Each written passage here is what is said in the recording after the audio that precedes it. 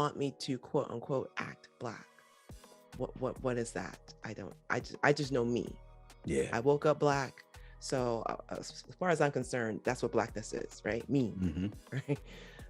But I can say that now because time and wisdom. When you're 15 and 16, all you want to do is fit in. You don't want to stand out. So say that again. It's true, right? So the uncomfortable frustration of wanting to conform, but being very poor at doing it. So you can't do that. And you also want to conform to what your parents want you to be, and you're bucking against that. And ultimately, what you don't recognize is what's happening is you're finding yourself in the middle. You really are. You're finding yourself in the middle. And that is a difficult phase for some teenagers. It was for me. It was for me. I'm thankful for that young lady, though. I'm thankful for her because what she ended up doing, even though she did not know what that term was she decided to just lean into her authenticity, right?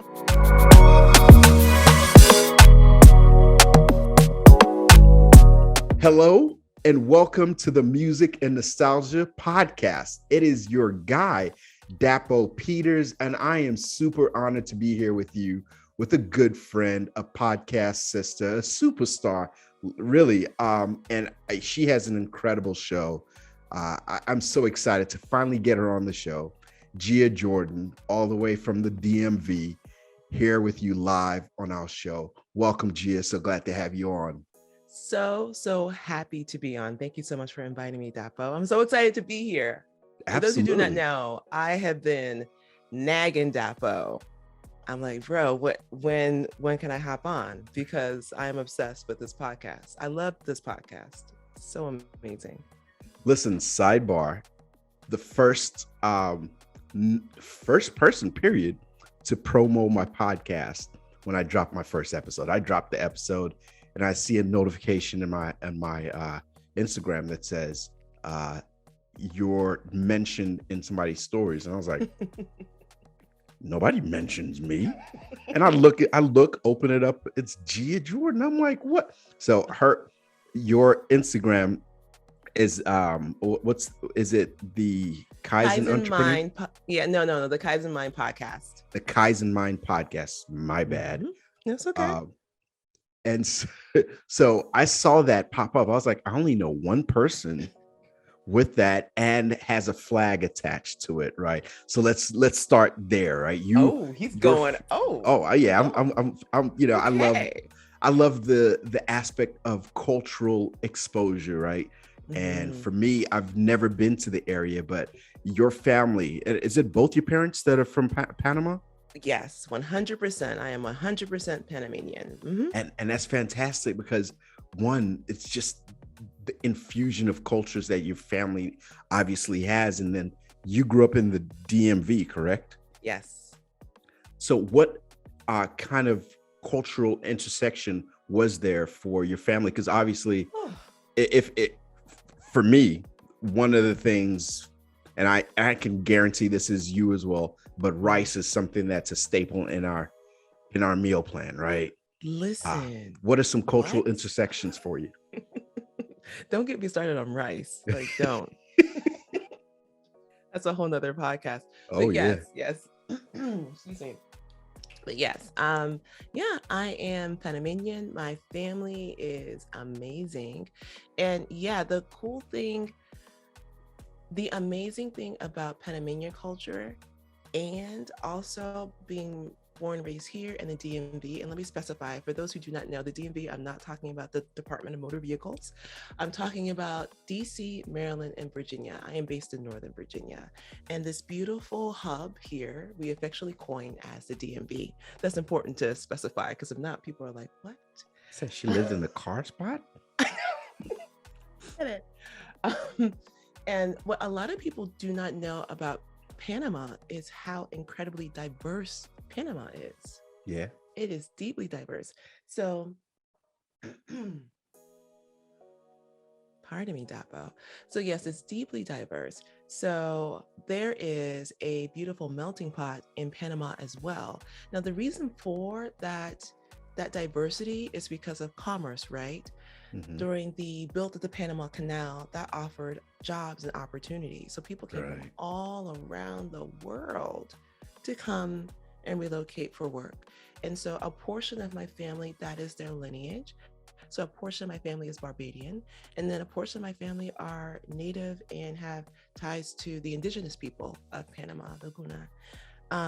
But the cool thing about Panama is that if you were to hop into Panama City right now, you would see beautiful chocolate people like myself, Black Mhm. people. You would see Jewish people. You would see Indian people. You would see Chinese people, the indigenous people there.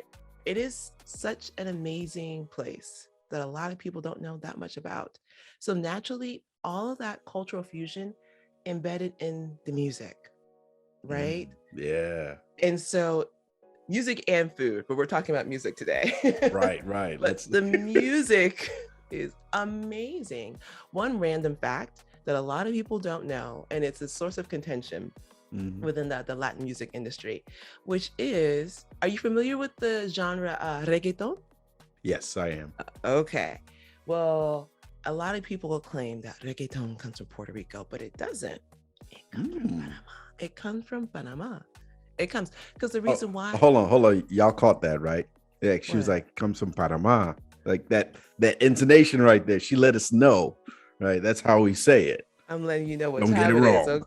Okay. But So, yeah, it so the comes. origins are from Panama. Oh, Yeah. that's fantastic. Mm-hmm. You know, Because oh, sorry, go ahead. no, go ahead.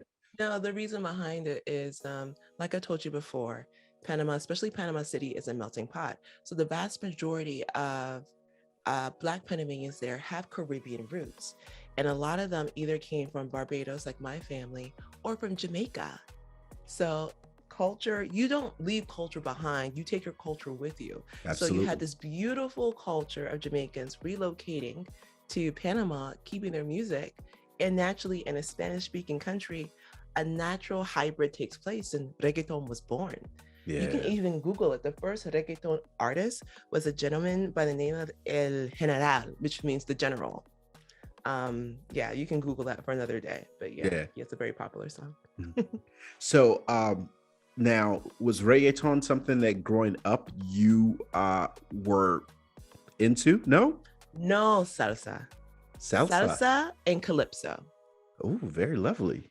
Salsa and calypso. And how did you get those genres intertwined into your life? I mean, obviously there's the Latinx experience there, but Mm-hmm. again, it's a choice thing.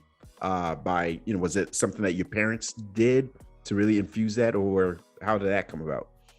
It's okay. Let me ask you this. I forgive me, Depo. I have a habit of asking questions with questions. On And when you on my close, podcast. I know, how dare I? That's why you have an incredible show though. So yeah, come on. When you close your eyes and you think about the sounds that you heard growing up as a kid, the sounds and music playing, what was it? Oh man, it's a mix. Mm-hmm. It's a healthy mix. Like Exactly. I can think of, oh my gosh, I feel like I'm on your show now. I can think of Saturday mornings cleaning up Yeah. and hearing a variety of songs that once they started playing at 6, I knew my role, my duty to clean the baseboards. I knew Mm-hmm. my job to sweep up and make up my bedroom, and all of those things kicked in. So yeah, yeah. Look, Exactly. welcome to the Exactly. Kaizen Music podcast show. Excuse me, forgive me, y'all. Stop it. Stop. I'm trying to behave myself. I can never behave myself when I'm around Dapo. But anyway, That's because you're so much fun. You're so down to earth. you too, Dapo. You too. But you answered my question for me. So Yeah. I had the exact same answer for you, which was it was a mix. The the blessing that I have is that diversity was embedded in it is divided in my culture, Yeah. right? And I mean that in all seriousness, because a lot of people don't understand, depending on where their point of reference is. Even my family, like I am the most chocolatest side of my family members, but I also have family members that look like J-Lo, right? So we are a rainbow nation, right? Right. And so that influence also slides into music. So going back to those two genres that are mainly, when I think of the soundtrack of my childhood, I think of what I heard, and that was Celia Cruz, Ismael Rivera, Willie Colon, Hector Lavoe, but also Calypso, right? The Mighty Sparrow. He is, I don't, if you know, you know. He passed away Okay. not too long ago. He is a very famous Calypso singer. Yeah. The Mighty Sparrow, right? Bob Marley, right? And then on top of that, Motown, right? Because Motown was the pop music of my parents when they were young. Facts. Okay, so I'm listening to I can Sam relate. Cooke, I'm listening to Diana Ross, Yeah. I'm hearing Stevie Wonder's Songs of the Key of Life. And when I tell you my parents, like, they are music lovers, I wish I could show you their vinyl collection is unmatched. Oh, Like, man. unmatched. Oh, man. And I'm already like, okay, bet when you pass, those are mine. Those are mine. But I'm yeah, like, that is. Can I get some of them on loan? But that is the sight and sound and soundtrack of my childhood. Yeah. Now, the cool thing with that is that because I never grew up in a home that only listened to one type of music, Yeah. they loved music, period. Right. That influenced how I appreciate music. Because the interesting thing is, people always ask, well, what type of music do you listen to? That is always a loaded question for me, because I have very eclectic taste. Right. I mean, I can go from, regular R&B to, like, literally yesterday I was rocking out to Bhangra music, like, Punjabi music. Yeah. I love it. So yeah. So who would you say your in your family? Who would you say, and just to frame it, it's both your parents, you and my sister. And your sister. Yeah. Older sister, up. correct? Correct. Okay. Who would you say had the most influence in your musical taste in your teenage years? Ooh, that's a hard one. Who? And because while you marinate on it, the reason I asked that is because our teenage years is when we tend to want to revolt a bit from what we were sometimes thinking we were caged in to listen to. And then we go far left thinking, hey, here's a different sound, something that speaks more to my experience.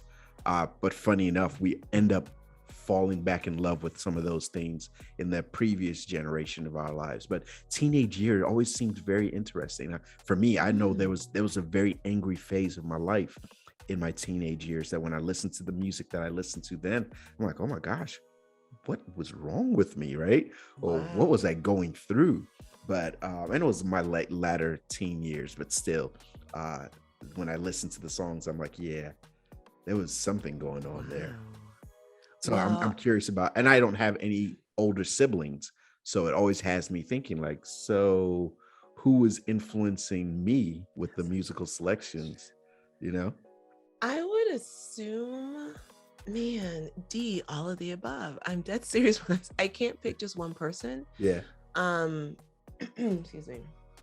Naturally having an older sibling, and being the classic baby sister, whatever my older sister did or listened to, I followed. Right.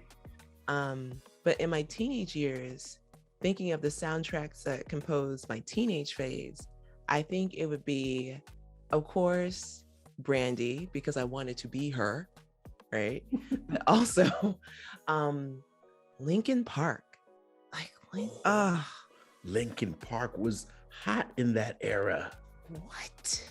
And once again, it wasn't that it was excellent musicianship, because it was their lyrical strength. And it was a way of giving kids an outlet to express sadness, frustration, and feeling misunderstood. And that, especially the latter part of feeling misunderstood, is something that really resonated with me at that time. Yeah. Being a teenager was rough because I really didn't fit in for multiple reasons. And what kind of reasons? Well, one was, we're really going there. Okay. In school, I was in a decently diverse school, but the ironic part is I was never Black enough, ever. Ever, right? What do you mean by that? Meaning that I never fit in with any of the majority of the cool Black kids in school. I was your AP, well, in our community, like advanced placement is called IB. So like I was your IB English nerd, orchestra nerd, heavy on the nerd now. I rocked my nerd as well. Okay. With pride. Heavy with pride, right? But here is where music plays a part. Music and media, because of my culture, being in the suburban area of Virginia at that time, especially in the 90s, this is pre-social media, right? So the only media you had was television and radio. Yeah. So that creates a very small definition of what Blackness is. Right.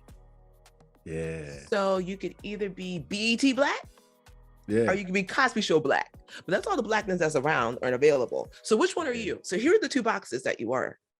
Where do you fit, Gia? Yeah. In none of them. In none, I'm Panamanian. Like, where's that box? That doesn't exist. There's no check. Where? Yeah. Can I check multiple? Because I'm a hybrid. Yeah. How about I'm a human? Yeah. All humans are hybrids. Absolutely. No, I feel you on that. I was in the same boat. In so many ways, and that's why I was curious about the feeling misunderstood. I was that kid that I came to the States as a teenager, right? And so I was separated from my family. My parents were still in Nigeria. I'm here with my uncle, so now it's like this huge disconnect of 40-plus-year-old men who had never had kids, all of a sudden trying to manage a life with a kid. So I was disconnected. So when you said, sadness and feeling misunderstood, I was like, are you me? Because I understood exactly what you're saying without needing, but I know that somebody else needs to hear that to know that they weren't alone. Because here we are, here I am in my 40s, like I'm down the road 40, but I'm still looking back at certain things and thinking, these are things that I wish I knew how to express back then, that I'm still now figuring out because it's nuances to how we experience the world.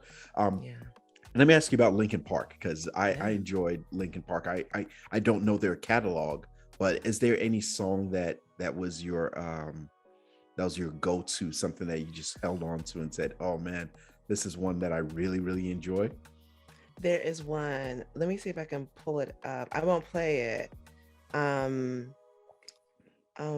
Somewhere Where I Belong, that on repeat. That song, Somewhere Where I Belong, talking about feeling misunderstood and never fitting in. That's by Linkin Park. I still listen to Linkin Park, as you can see. I love Linkin Park because there's a couple of songs from there's and I can't think of what it is, but I remember in my college years it was several bands, but one that stood out even to this day, that out of nowhere I just sing their songs, like I'll just, like, no music or anything, and I throw my arms out and without a question, with arms wide open. I love Creed, right? Yeah, that's a good group. Yeah. And so, so when you talked about them, they spoke to music. Oh my gosh, you said it in such a beautiful way a second ago, that music, it's the soundtrack of our lives. And that's kind of the underlying theme with this podcast, because whatever with this show, let's be real, right?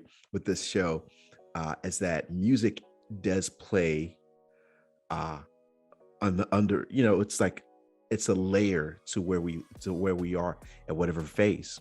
So that song by Linkin Park, what about it kind of speaks to you or spoke to you then You in the know what? 90s? Well,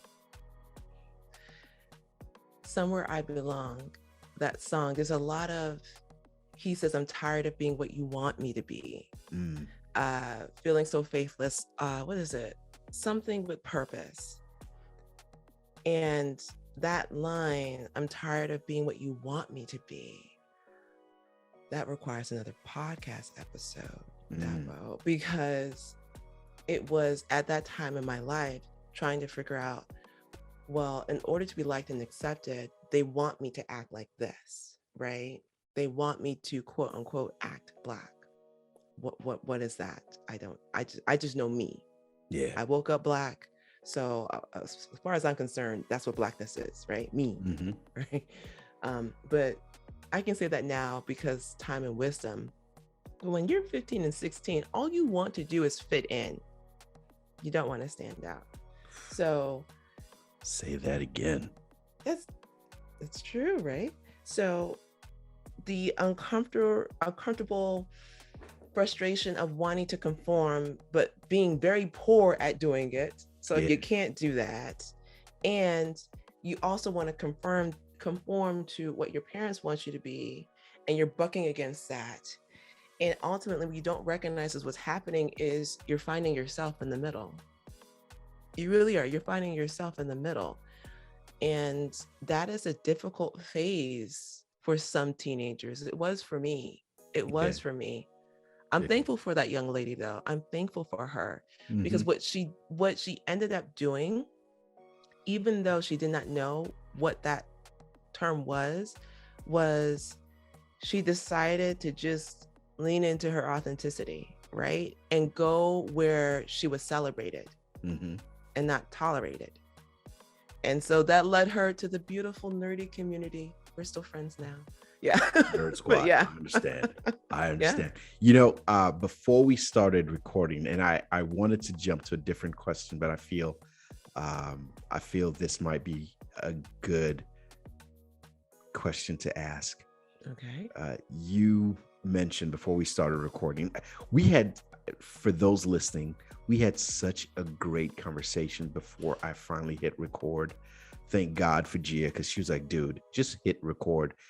We can clip out whatever is unnecessary, but you've already said some good things here. And she had dropped gems. And I was like, oh my gosh, whose whose show is this? I mean, it feels like this is yours and I'm the guest here. You're just so good. But before we started recording, you mentioned for you, music is healing. Yeah. Yeah. And before I ask the question, I want to go to a couple of lyrics from the song Somewhere I Belong by Linkin Park, right? I was about to say, say another band I was thinking of. Um, and it goes, I want to heal. I want to feel what I thought was never real. I want to let go of the pain I've felt for so long. Erase all the pain till it's gone. I want to heal. I want to feel like I'm close to something real. I just think even before we knew that this song was going to come up, because this is a live conversation as we're speaking. You guys are catching it on record, but we're authentically going this conversation with no prep. And we wanted to do that so that we didn't feel like we were filtering the ideas that we were having. And that's the beautiful thing here, because we spoke about healing, and here in the song, a prominent verse right there, it's talking about healing. What have you felt like the journey of healing has been for you in music? Like, of course, we hear about people in heartbreak situations. They go to music and ice cream because, you can scream away your tears in the song and then dip into some ice cream. But what has healing for you in music looked like and felt like? Music is the well. mm, I love the arts in general, right? I love the arts. Um, But when it comes to this aspect of the arts, music,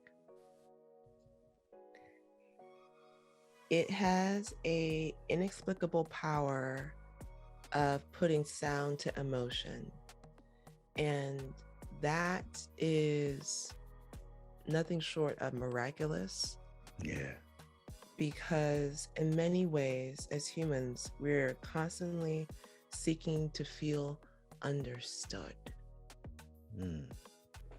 And when you don't feel understood, you feel disconnected from community, right? And from people. And that's never a good thing because humans are wired to commune and to connect. So if Yeah. you feel misunderstood, you feel off, and then naturally you feel lonely. Music has a way of giving sound to emotions that is needed because at that time there may not be words for it. Yeah.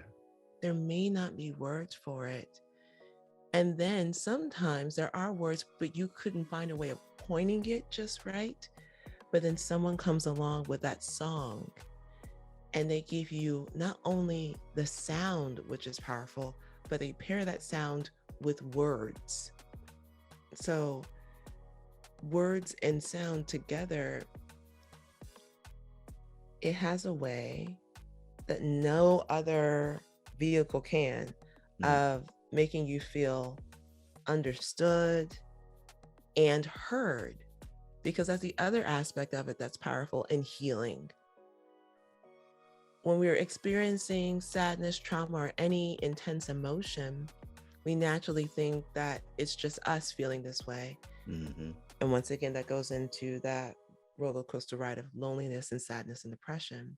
So when you hear a musical artist share a song expressing a similar experience, or even if their experience might be slightly different, the same emotion, not only do you finally have the tools and the sound to your emotions, you feel understood by somebody.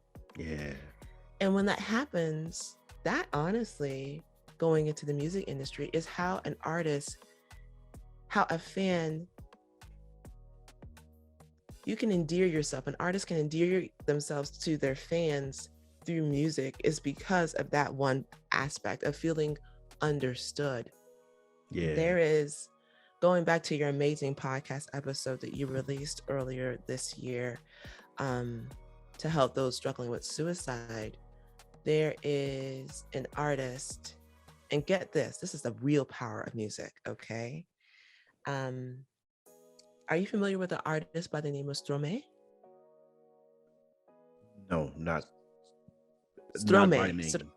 Okay, and that's okay. I'm not because he's a Belgian artist, right? Okay. So all of his music is in French. But random fact, but he did some collaborations with Kanye. You probably heard one of his songs. It was a really popular TikTok song. It's amazing how music is shared so quickly now via TikTok, right?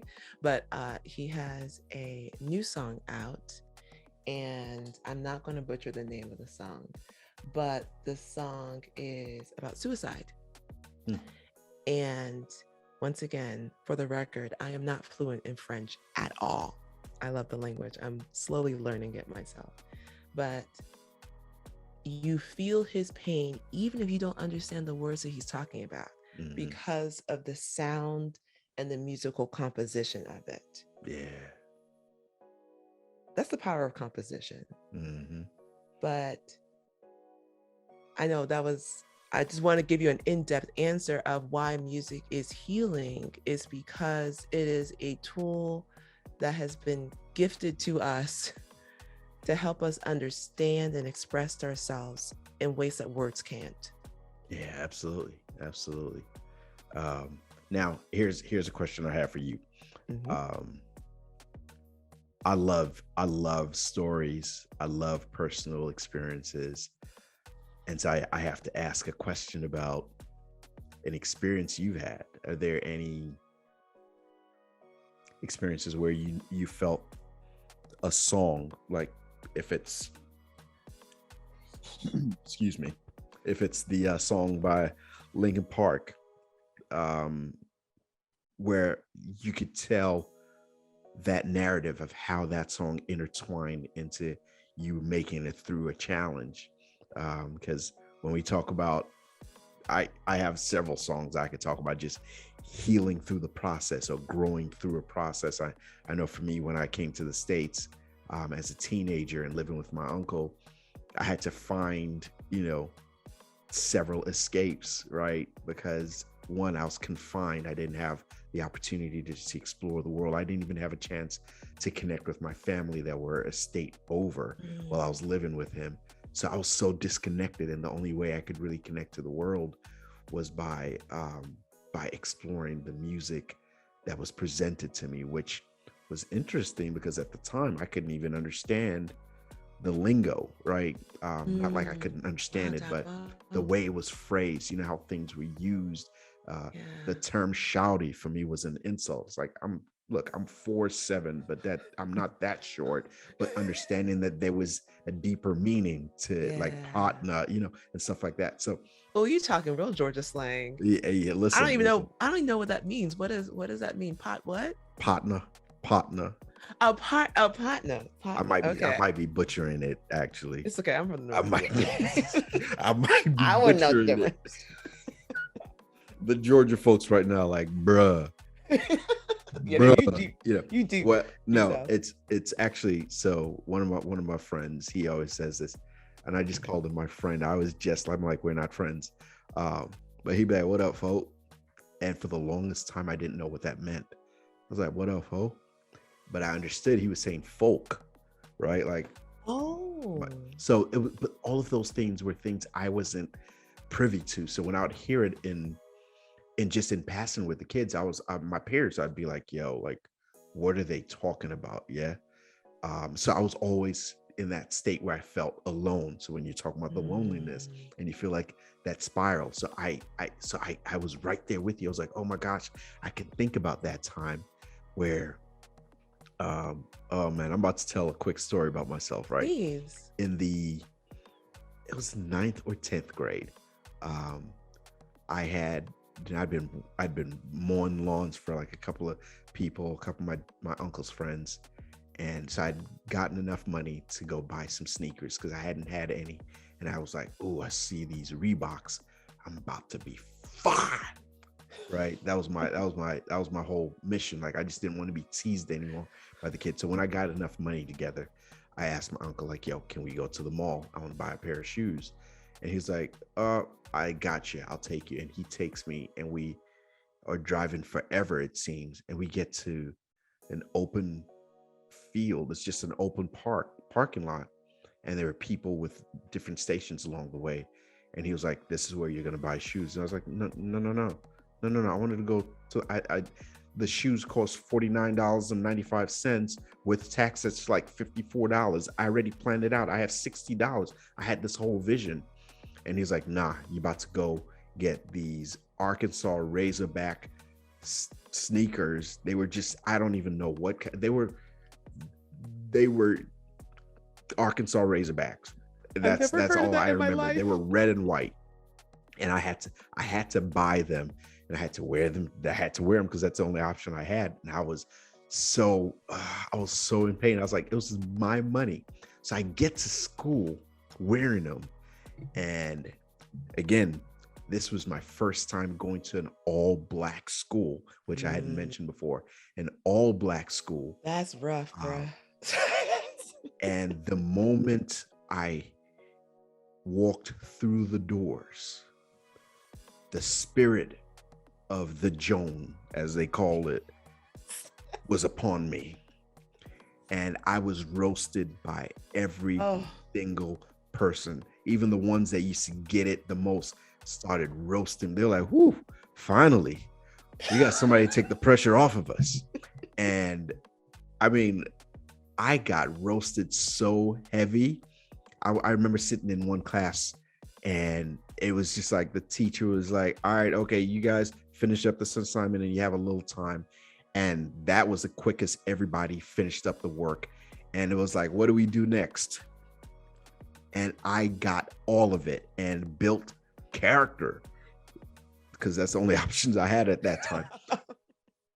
But I remember I used to listen to like the variety of music, and at this point I was listening to, oh my gosh, Marvin Gaye Mhm. and Ain't No Mountain High Enough. Yeah, Ooh. I can't think of Terry Terrell. Hmm. And for some reason, that was my saving grace. I was listening to that song so much during that period because my uncle was, he was, you know, into the to that era of Motown. And so Hmm. that was some of my saving grace, that I would just be like, I guess this is part of the mountain I can't get over yet, but I'm gonna get there, right? So that, for me, that was one of my healing process, right, in that era of my life. But I remember it's so heavy that I remember one of my really good friends now was actually one of the ones that clowned me so heavy wearing those shoes. I eventually got a pair of Reeboks, you know, like a few months later, because I saved up some more money. I went to get a pair of Reeboks, and I never wore the Arkansas Razorback shoes ever again. If you were to see them now, they'd probably still be in pristine condition. No hate to the Arkansas Razorback. I know they're a good university. One of my college friends went there for law school. But yeah, that was my experience with that. But you know, it seems, you know, it seems trivial as a story, but you know, at that age, you know, 14, 15, 16, you really do want to fit in, like you Yes. said. And whoo, it's tough when you're trying to find your way in, Yeah. into the community, and one failed step, and it lives with you for years, or in your mind for generations, right? Yeah. But yeah, that for me, that's one of my experiences, and I know that was a really stretched out experience, and I got carried away because I was like, oh wait, we're not talking No, that about was me great. here. But I wanted you to share something, because I know if you're like me, you had some of those intersecting experiences as well. Hmm. Um, Now I'm like, what was the question? That was such a good story. I'm wrapped up in the I know. story. I was like, I went way longer than I thought. But you know, what are You were, no, go some, ahead. what's an experience? What's one experience you had? Because you were in the orchestra, you were Hmm. um, uh, IB or AP Yeah. rated student through high school. Hmm. So that means you were in the nerd squad heavy. Totally, Yeah. man. Heavy, heavy academic nerd squad. I wear that lapel with pride, though. I Oh do. yeah. Oh yeah, of course. I do. So I know you must have had some of that experience where it's like Yeah. the ones not in that, well I, the ones not in that circle would take jabs at your existence and your proficiency in the world. Well, here's the thing, though. The beauty in basically plucking yourself out of a community where you don't feel welcomed and placing yourself in a community of those where you are welcomed is that you are now, how can I say, not excluded, but you're away from those kids. I really was, because all of my classes were with the same kids in the same, I hate that sounds so elitist, but with other academically advanced kids. So all of my classes were with them. So I really didn't have to deal with mean people Yeah. anymore. Yeah. But I will say, though, I do remember your question. You were asking me about if there's any song that has aided me in a personal experience. Yeah. And fast forwarding into the other work that I do now, I work in pediatric medicine, right? And I Mm. love it. I love it. I love it. It is the most rewarding work, period. It is. There is nothing like seeing a child fight to live. Mm. It has given me so much perspective on strength, on perseverance, on faith. And it's also heart wrenching when a child is lost. And I remember a couple of years ago, um, the facility that I work at and the environment that I work at is within an ICU. And it was a period of time, it was hard, that bowl. It was hard. We had some beautiful children that that fought a fine and glorious fight to the end. but are no longer here with us. And it felt like it was back after back after back. And see, here's the aspect of it that is unique, is that these children are with us for months. So their family becomes our family. We see them, there's ups, there's downs. In one case, one child, their yes, I can say that. Their cancer went into remission, they went home, and then they came back and since passed away. But I remember it was rough, Double. It was probably like 2 or 3 years ago.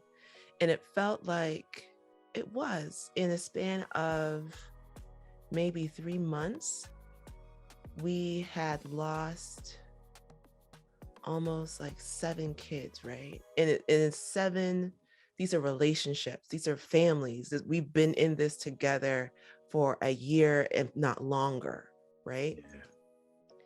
So that was the first time having a pain. I'm a crybaby by nature, right? So Hallmark commercials, what? I could cry easily. But it was a pain so intense. And that's what made a difference. It was a sadness, but it was a sadness paired with a pain. And I did not have the words to express why I was in pain over the loss of these children, right? Yeah. And the pain and the emotion was so deep, and it sat with me for so long. I couldn't cry. And that's not me, Dapple. That's not me. I couldn't cry. And I couldn't figure out for the longest why I couldn't cry. And I knew that I needed to cry because I needed to release. And I remember driving home from work one day, and I am a huge Coldplay fan, right? I love Coldplay. And I remember hearing this song, and it was, like I mentioned earlier, that song gave me the words that I didn't have. And I pulled over and I sobbed and sobbed. It was a song by Coldplay called Fix You. And that's what it was. I'm sorry, I can tear it up thinking about it now. It's like, as healthcare workers, we try our best, and we know that we can't save them all or win them all, but we want to. And there is a level of trust that a parent has with their medical team for their child, because we become one team. And it's not a transactional experience. We're in this for months, if not years. We're family. And we do act and move with confidence because there's no other way to act, right? Yeah. We must act and move with confidence. Present yourself in the strongest way possible. Yeah, we must. We must give them. Yeah, we must give them the strength. So even though in all of those circumstances, we tried all we could. I mean, from the gosh, I can't go into details, but we tried all we could, and we couldn't fix it. We couldn't fix it. And the song by Coldplay, y'all forgive me, but it's when you try your best, but you can't succeed. Yeah. Right? I mean, just the stuck in reverse. Stuck in reverse. That song right there is so deeply connected to what you're speaking about. Because again, I don't remember who said it, but I believe it was Jim Rohn who used somebody's quote that says that you can try to think about some good ideas all day long, but it'll never come to you. That's why you've got to listen to the artists. You've got to listen to the experts, because somebody else has the words. Yeah. Excuse me. But right there,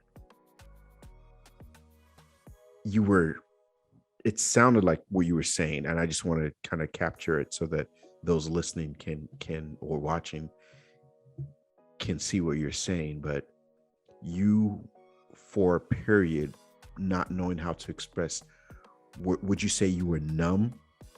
It wasn't that I was numb. It was a pain that I had never experienced before. And it was almost like an emotional blockage, right? So I could not understand. Like I said, it's not me. I'm a crybaby, proud crybaby. I couldn't cry over these beautiful children. I couldn't cry, but I was sad. It was almost like I was too sad and too angry and in pain to cry. Mm-hmm. Right? And I couldn't figure out that pain part. You know, the sadness part, that's obvious. We're experiencing loss, that's mourning. But where is this unique feeling of pain coming from? Pain and anger and frustration. And that aspect, I gained clarity through that song was because I couldn't fix it.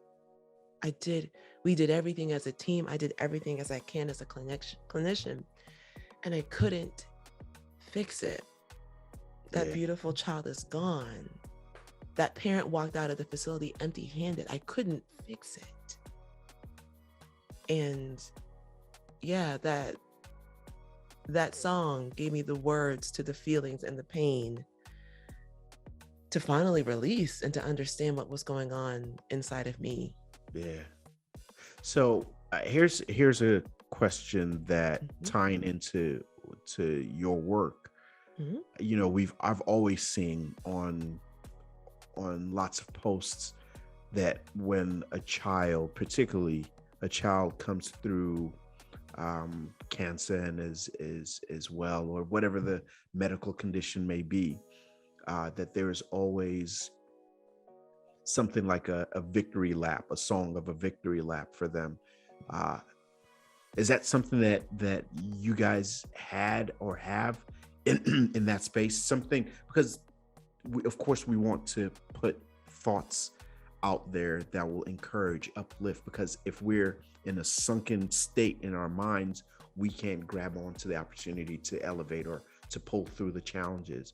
So are there any songs that you guys would work with that would just encourage on the ward for the kids to have that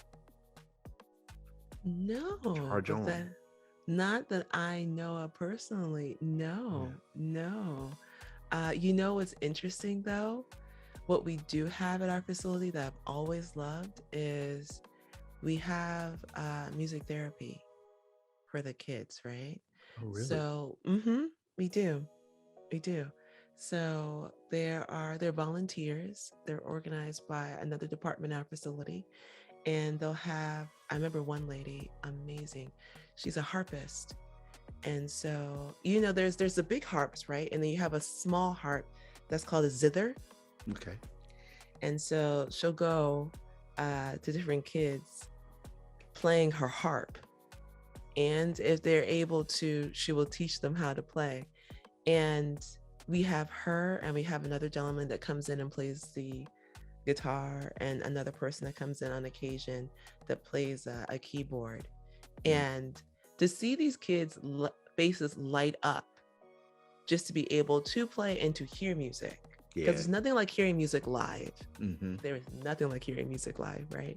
So having the opportunity for them to express themselves and to create, and even if they're unable to engage in music physically, to experience it, just to see how calm they become, is something that is nothing short of amazing. Right. So that does exist. But no, are there any songs that we play to encourage them? No, but I'm sure their parents do. But no, nothing that we do in particular. No. I asked that because I had a follow-up question to that. That if that was something you had, and would the experience of losing kids sully the view on the song? Because again, the hope is that you're playing, and if I could think of a title song right now, something that's encouraging, and uplifting. And all of a sudden, every time you play it, it reminds you of somebody that fell in love with the song, and all of a sudden they're gone. Like, would that? But the fact that you guys don't have that specifically, I think it's great that the parents have those personal experiences with with their children, if they do, which I believe most people would, because music is such a dynamic connector.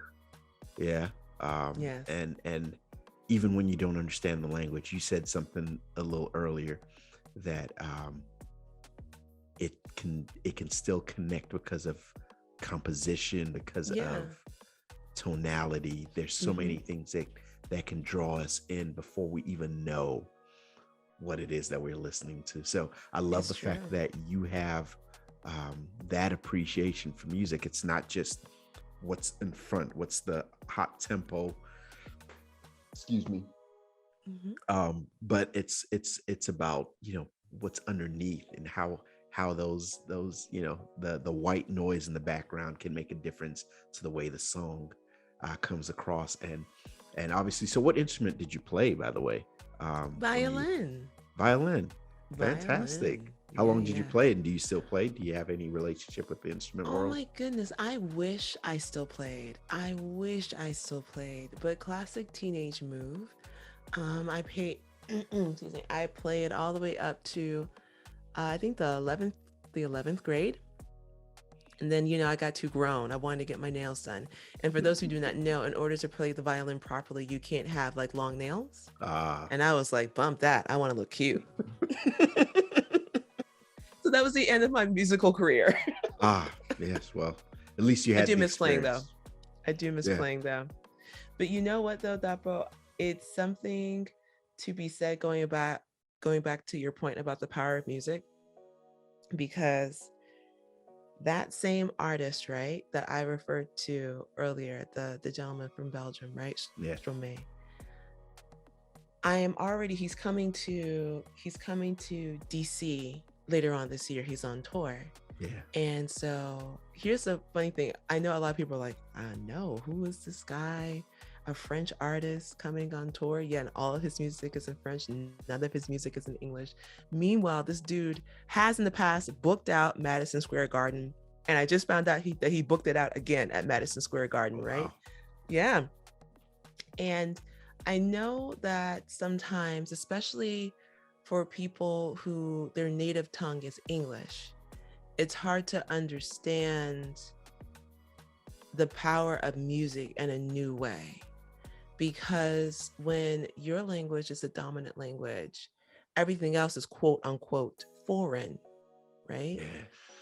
Yeah. But nothing truly is foreign.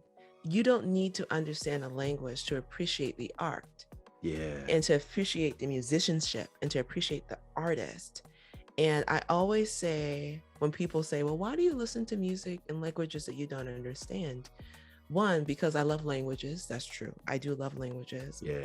But certain cultures have a way of evoking emotion that other cultures can't. So that means that I love love songs, right? But my favorite love songs are either in Spanish, because I love Spanish ballads, because they're very, very, very, very sentimental, emotional. Yeah. Or if I want to swoon over love, if I really want to swoon over love, I listen to Hindi music, because Bollywood, their way of expressing love is very different than the Western way of expressing love. Indeed. And it's very, very colorful and floral. And I swoon when I listen to Hindi music. I swoon. How'd you get introduced to Hindi music? I studied Hindi. I used to speak it. I still can't speak it pretty well. I can eavesdrop with the best of them, Hindi and Urdu. Yeah, I did a community service project a couple years back. And a part of it was learning Hindi and Urdu as a outreach project. And it was wonderful. With it. Yeah. So yeah, how many languages do you speak / understand? I dabble in a couple, I dibble dabble. Yeah. A little couple, a little here and there. Yeah, so, clearly. But yeah. So And one of the main tools that I used to learn Hindi was naturally film. Yeah. It's the easiest way to do it, right? And the cool thing is that with Hindi films, the vast majority of them are musicals. Yes. So not only can I learn the language through watching a literal video to understand context clues of when to use which phrase, but now it's embedded in my mind because now I'm singing the song over and over and over and over again, paired with imagery. Yeah. I grew up watching Bollywood. So do you have any favorite actors? Oh gosh, I can't remember any of the names. It's okay. But they were on every screen growing up in Nigeria. Yeah. So it was ingrained. I was always like, I was over there doing the dances and all this, because it was Bollywood was life, Yeah, man. So yeah, absolutely. And now their action films are way out there. They're doing it. So it's like that. You're right. They did express, because that's when I watch it primarily, but they do have a strong relationship with romance and the way they express love. So yes, I agree with you.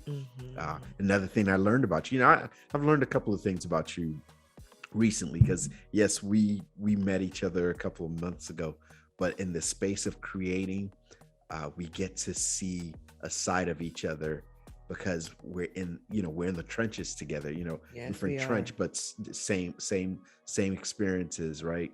We're working with a network of podcasters or media professionals that are creating content, and I get to see you at work. I mean, I just learned that you're a swimmer as well. Languages, swimmer. My daughter's in love with swimming. So really? That's wonderful. That's something I'm excited to see, to show her somebody that looks like her in the water is another beautiful example of exampleship. So it's good to see that. So you're into the music, you're into personal development. How did you get drawn into that space? Like what attracted? Because many people can like personal development, but you've made it your mission to enlighten, engage, and educate people about what drew you into that space. I think the easy answer, the easy soundbite is life, right? But the real answer is on a quest to understand myself and to understand what success is for me, I had to learn about me and battle some serious limiting beliefs. And I didn't know what any of that was until, excuse me. Sorry, excuse me. Yeah. I didn't know what any of that was until I was exposed to an amazing man by the name of Les Brown. I love Les Brown. Mamie Brown's baby boy. That's right. I remember when I was a kid, my dad having tapes of Les Brown. And I look forward to meeting Les Brown. I know I'm going to meet him one day. Yeah. I know I will. Because I look forward to thanking him in person, because his work helped my dad through a difficult time in his life. Yeah. And the interesting aspect of it was that all Les Brown did was share his personal stories from a lens of triumph and victory, right? Yeah. So it goes back to, and it coincides beautifully with your platform, because it's the power of storytelling. Yeah. Music is musical storytelling. Absolutely. But the hub of all of this is the power of story.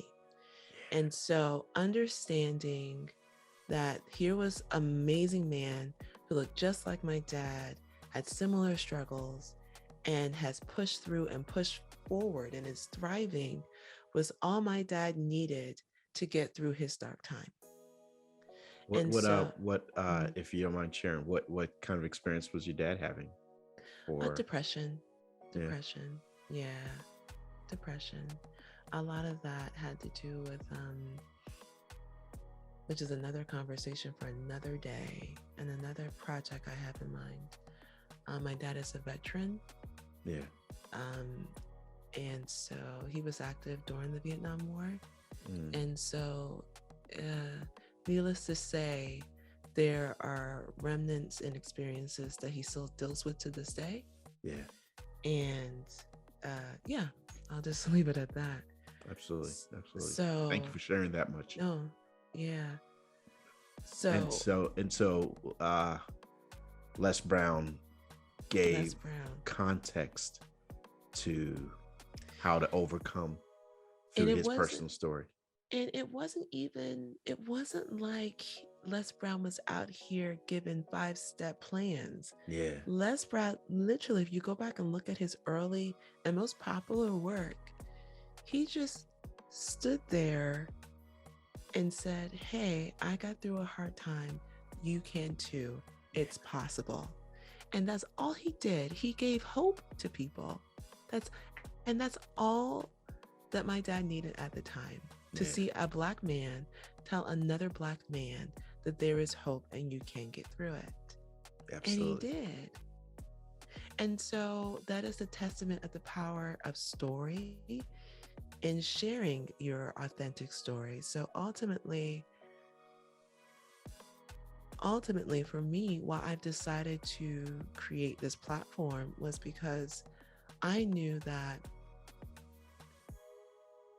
the power of working through a limiting belief of believing that I could not do anything, believing that my story did not hold value or weight in this grand landscape was a bold-faced lie. Mm, And so I wanted to test. To see what was truly possible. Because the problem with limiting beliefs is that limiting beliefs are these barriers that we take great care in maintaining, which is yeah, crazy, right? We take great care in maintaining these barriers. way, way too um, well. way too well. And some of them we create for ourselves, but a lot of them have been bestowed upon us through personal experiences, family, a whole bunch of different narratives. But a lot of times we take too much care in maintaining these barriers, these limiting beliefs, as opposed to testing their validity. And so the cool thing about personal development is that it gives you the tools to test the validities of these limiting beliefs. And when you end up finding out is that what I thought I couldn't do is false. I can do that. What I thought was a narrative, a negative storyline about who I am was false. A Yeah, lot of these things are being projected on you, hmm, but it's not you, right? And once again, I'm not trying to use any fancy words. When you hear the word projected, I want you to think of a projector. right, That white wall is a wall. What mm, you project on it is what you project on it. But when you turn that projector off, it's still a white wall. right, So those who are listening, you are beautifully and wonderfully you. Regardless of what people choose to project on you, that's their own projection. And so personal development has aided me in understanding myself, seeing my worth, giving me clarity, and giving me a deeper confidence and drive. And now I'm angry. Ain't that why angry? something? I'm angry because I see how much time I wasted believing these lies about myself. Isn't that an I'm amazing perspective? angry.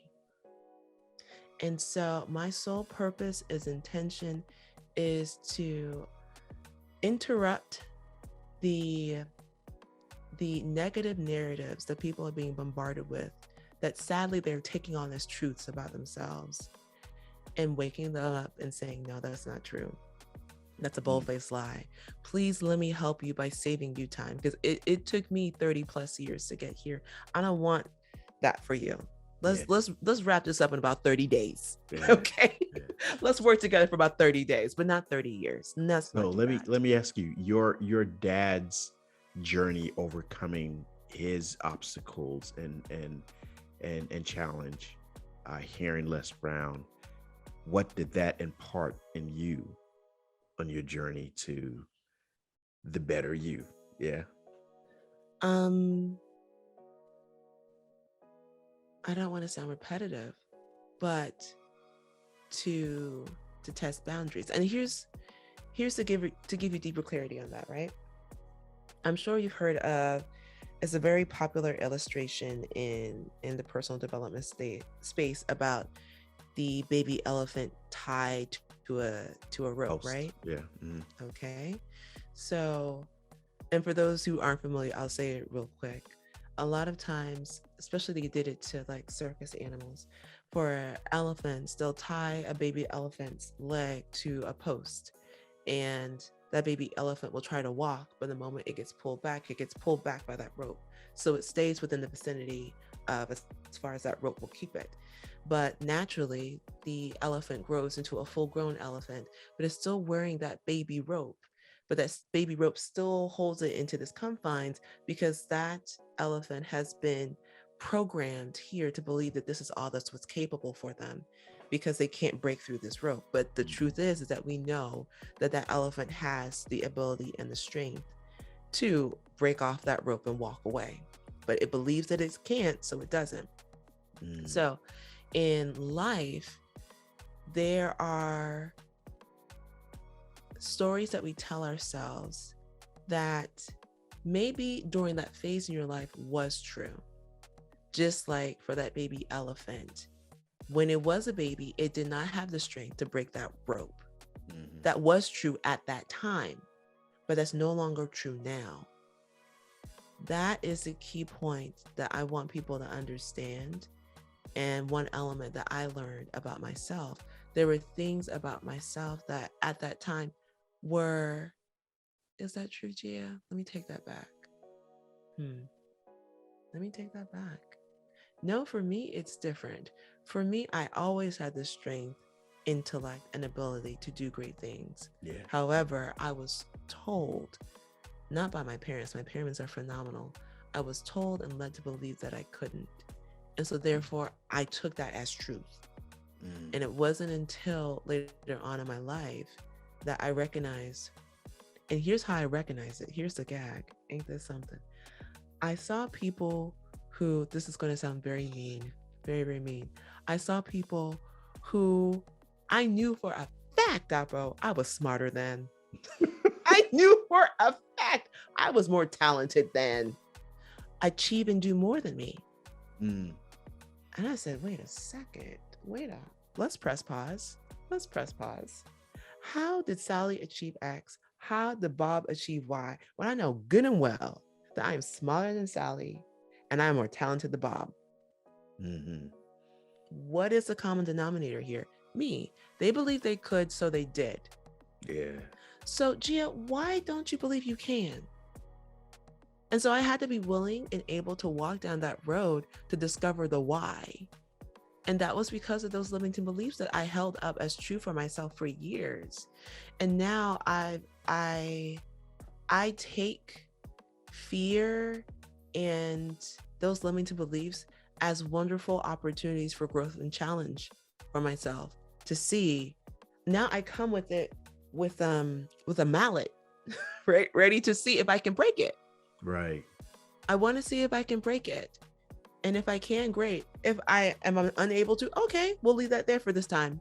Yeah. Because I also know that I might be in a better space and place 10 years from now to break that barrier. Or is that who I really am? Is that my truth at this point as of 2022? Yeah. Yeah. So that's such a powerful state to be in, where you are not trying to prove anything to anybody else, but it's the ability to overcome limiting beliefs. I am trying to prove something, but it's not to anybody else. It's to me. Right. I'm constantly proving to myself because, you know, my background is medicine. So everything needs to be evidence-based, right? Right. Everything needs to be evidence-based, even my own ability. Yeah. So the moment I have an inkling of, I don't think I can do that, now my brain goes, oh crap, now I got to do it. Now I got to try. Mm-hmm. Now I have to try. And the beauty in reprogramming myself in that light is it now has availed me to new and beautiful experiences that I would have never even tried for myself, just because I'm willing to try to break down this belief, just to try to see if this narrative about myself is true. Yeah.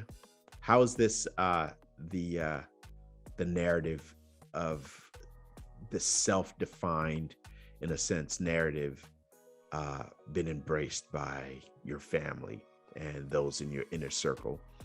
I would, I have to be honest. Okay. Yes, please. Come with the smoke. There was resistance. There was definitely some resistance. And I get it. Was it pleasant at the time? No, but there was definitely some resistance because people are comfortable as you are, as long as you don't step out of a particular box. Yeah. And people are comfortable. What's the best way of saying this? Pardon me. People become uncomfortable when they see you reaching for uncomfortable things.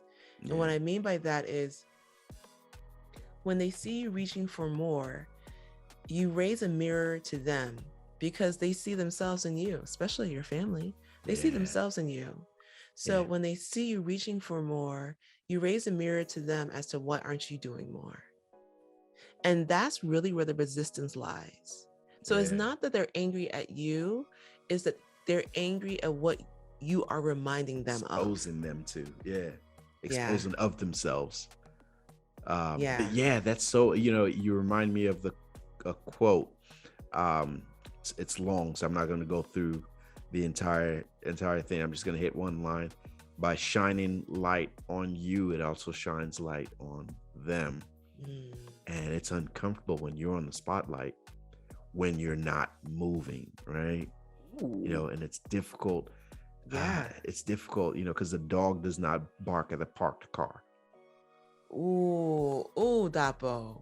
So they're barking at the moving car. Yeah. And when you're moving, it's uncomfortable for everybody else. Yeah. There's activity, there's growth, there's progression, transformation.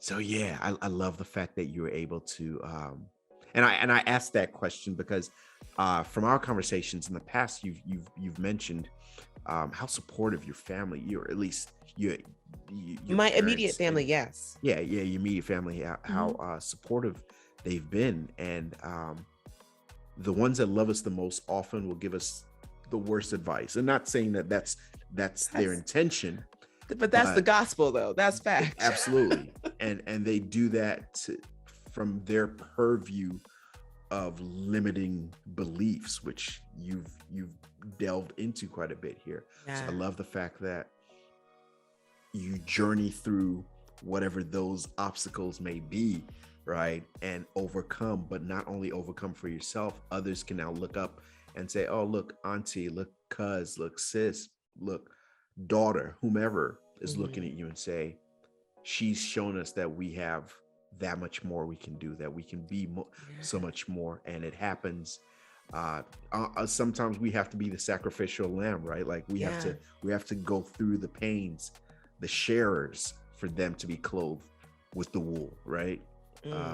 So I love the fact that you're able to share all of that. Now, a question I have: why Kaizen? How did that become your brand? Because it is a philosophy that I live by. Kaizen means continuous improvement. It's a Japanese philosophy, and it means continuous improvement. And it actually has two meanings: continuous improvement. It also means a change for the better, right? And on this journey, I recognize that the milestones that I was experiencing weren't anything that would end up on the evening news, but it was a momentous moment for me. Yeah. And it was a part of my journey of becoming, right? And so that's why Kaizen, that messaging and that philosophy resonates with me, because it's more focused on enjoying and focusing and honoring the journey of whatever path that you are on, as opposed to waiting to celebrate when you reach your destination.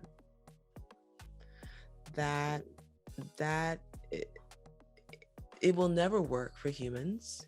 Yeah. Because there is no real destination. I mean, we have an objective. I know what I have, a vision for my life, for my family, things like that.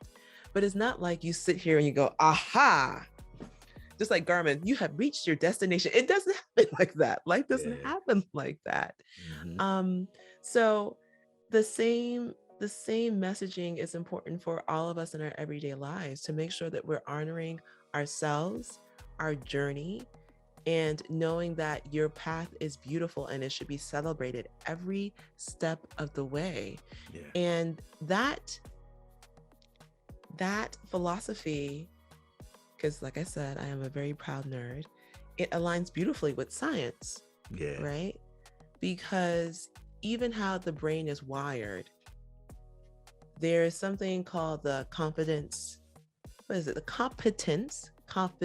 loop, right?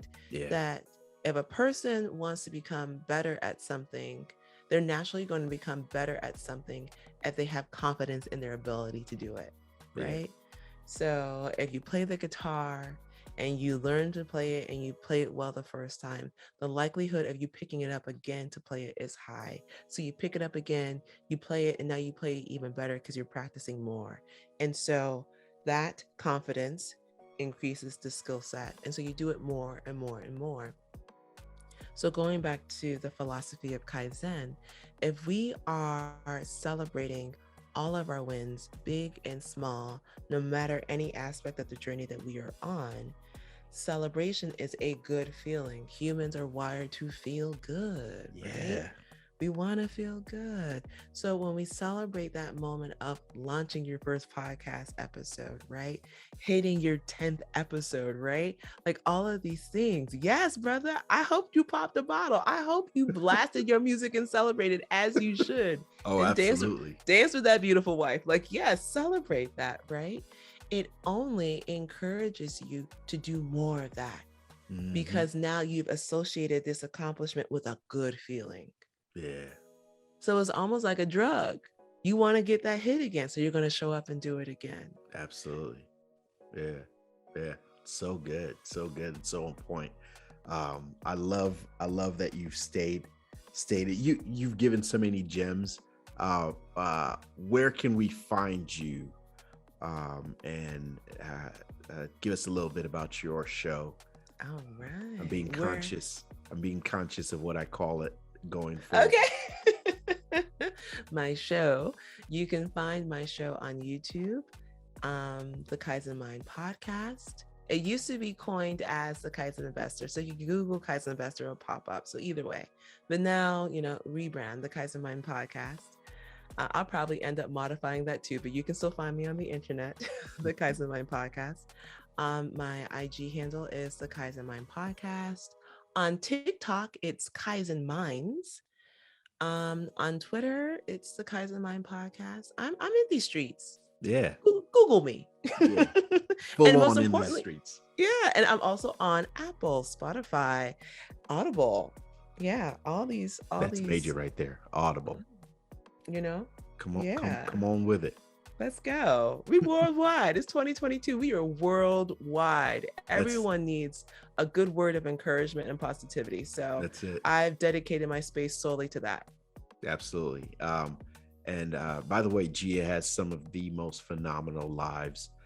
Thank you, Dabo. It looks so phenomenal. She jumped on a live with me, and I was like a celebrity. My thing was popping. I had people hopping in. I had like 100 comments. I was like, this My is it. community. I had like follows come through from that. We It roll was deep. incredible. We And roll the deep. beauty of it, I just shared a thought, and her insights just really not only elevated my thinking, but it also exposed other people to our conversation, you know. So while we were having this one-on-one conversation, there were other people peering in, learning from what we were talking about. So that's the beauty of what the world is now. We're not limited to the Cosbys or BET. You know, there's a whole spectrum that we get to know of what blackness is, what being human is, right? Because we're not limited to just the one box that we've been put into, and the beauty of it all. I forgot to tell you the Stromae, that Belgian artist, he's Rwandan. Oh, yeah, he's half Belgian. His mom is white and his dad's Rwandan. Yeah. So that is also the natural infusion of the music, Belgian and Rwandan music. I had to send you his album. It's a vibe. You're gonna love it. Please. I'm already like, how can I make this a music and nostalgia field trip for me, huh? You know, that's the beauty of us creating our media company. You see my eyes light up? Like, yes, we need to do that. Yes, indeed. we need to go ahead and that's the beauty of having our own media companies now. We get to explore the spaces that seemed foreign prior to us being involved, but now we get to make a difference in those spaces because our voices matter. So for those of you listening and for those of you watching, just know that your voice matters, no matter how small you think it is, no matter how insignificant you think the message is. It is a mountain, and it can be a world changer for even just one person. It's so but true. That's all it takes to change the world, just that one person. And that let it be you first. You know, you be the first one to experience that change, because you can't teach what you don't know. So go out there and make a difference. I do want to touch on this song because this really speaks to me. And the moment you said it, the fact that I knew the first line, I have a challenge with knowing the lyrics and lines and artists. Even though I love music, I can hear a song and jack up who sang it. But when you talked about Fix Me, I just immediately was like, oh, I know Fix that you. One. Yeah. And I'll say this: when you try your best, but you don't succeed, when you get what you want, but not what you need. When you feel so tired, but you can't sleep, you're stuck in reverse. Yeah. That's a whole episode in itself right there. But I wanted to leave those words here so that folks at least knew what Fix Me, Fix the You. lyrics. Yeah, Fix You. The lyrics are, and so that we can delve into it. And I love Coldplay, by the way. So that's just another. Have you ever seen them in person? Have you ever been to a concert? I have not. You must. Not. Oh my gosh! During the beginnings of the pandemic, and they did some live performances, I was like, why am I not here experiencing this in real life? So yes, that's another. It's a beautiful experience. I bet. I've seen their stuff on YouTube and it looks phenomenal. Yeah. So I must put that on my musical wish list before. You must, because they don't tour that often anymore. Yeah. Right. So yeah, and it's a bit of a task to get them all together because they're in different parts of the world now. So yeah, absolutely. But Gia, I so appreciate you jumping on the show with me today. I appreciate you lending your voice and letting my audience just know how powerfully our worlds connect, though we're in different phases, different areas, and from different backgrounds, right? And here it is. I feel like we've connected on so many levels just in this bit of a conversation we've had. So Gia, I appreciate your time. Any last words to encourage the audience before you dip out? No, just do you. Just do you, and continue listening to the Music and Nostalgia podcast. Hey, no better plug than that. You guys go catch the Kaizen Mind podcast and make sure you subscribe. Appreciate your all's time. Appreciate the opportunity to share another wonderful episode with you. Come on back next week. We'll be here doing the same thing again, giving you some beautiful stories. Peace. No matter what you're going through, no matter the challenges, remember, the joy is always in the journey. Good night.